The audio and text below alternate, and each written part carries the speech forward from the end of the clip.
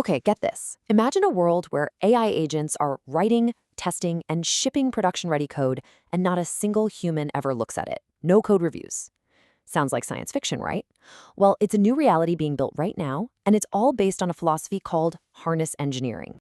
So how on earth is this even possible?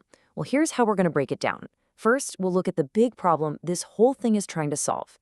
Then we'll dig into the new philosophy behind it, we'll check out its three-layered defense system, walk through the actual workflow, and finally, we'll get to the one huge idea that makes it all click. All right, first things first, let's talk about the fundamental problem, the bottleneck that pretty much anyone hits the second they try to use AI agents for coding at any real scale. I mean, seriously, think about it. On a normal human team, 5 developers can review each other's code. It works. But what happens when you have 5 AI agents just churning out code 24/7? Who's supposed to review all of that? Yeah, the short answer is you can't. A single person just can't keep up with that fire hose of code. You stop being a manager, and you yourself become the single point of failure. You are the bottleneck. So this massive problem forces a totally radical shift in how you think. Instead of trying to manually review a never-ending stream of code, you have to change the game completely. See, the old way is reactive. The AI does something and you check it. But the harness engineering approach is proactive. You stop being a code reviewer. Instead, you become a systems engineer. You design an automated, totally inescapable set of constraints. It's like an invisible fence that the AI simply cannot cross. And this entire complex system is built on one single non-negotiable rule. This line right here, this is the bedrock. If this script doesn't finish with a perfect exit code of 0, nothing gets committed. Period. End of story. Okay, so how do you make that one rule absolutely ironclad? Well, you build an architecture of trust that has 3 concentric rings of defense.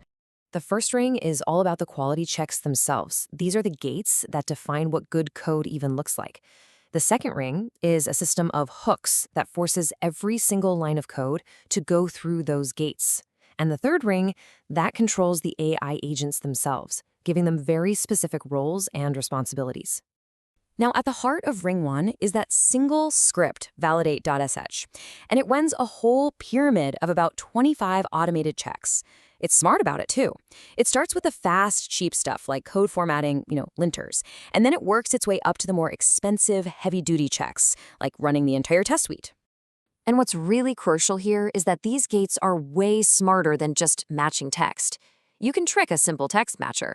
Instead, harness gates use something called abstract syntax tree parsing. All that means is they understand the code's real structure, not just the words on the screen. It is basically impossible to fool. And these gates are incredibly powerful. They're not just checking for style. They're scanning for known security holes, hunting for secret API keys you might have left in the code, and, this is the really amazing part, they can actually check the live production system to make sure the new code isn't slowing anything down or creating new errors. It's wild. Okay, so Ring 1 has all these powerful gates. Ring 2, the hook system, is the bouncer at the door that makes them totally inescapable. There's a pre-commit hook that flat-out blocks any commit if the validation fails. There's a post-edit hook that gives the AI instant feedback the second it screws up. It's even got a detector to stop the agent from getting stuck in a loop, and another hook to make sure it can't quit before the job is actually done. So the third and final ring isn't really about the code at all. It's about the agents. It enforces a strict separation of duties by using specialized AIs that have very specific jobs. For example, you have a tester agent whose only job is to write really difficult, tricky tests that are designed to fail. Then, a completely separate executor agent has to write the absolute bare minimum code needed to make those tests pass. This pretty much forces perfect test-driven development and stops the AI from just adding extra stuff nobody asked for. All right, let's see how all these pieces fit together to create a workflow that doesn't just test for quality. It gives you mechanical proof that it's correct. It all starts with a contract called the locked feature list. Before any code gets written, the project requirements from a human get translated into this machine-readable list of super specific testable steps. Things like verify you get an HTTP 201 response, or verify the subtotal in the response is exactly $30.00. And here is the golden rule of this workflow. The agent that's writing the code is forbidden from editing that feature list. A totally separate process runs the checks. In other words, the agent cannot grade its own homework. It's that simple. Now, to make sure the codebase doesn't just meet the new rules, but actually gets better over time, there's a genius mechanism called the ratchet. It takes a snapshot of the code's current quality, things like formatting errors or test coverage. That snapshot becomes the new baseline. So here's how that works. Let's say your project has 50 small errors today. That's the baseline. The ratchet will not let the agent commit anything that introduces a 51st error. It's blocked.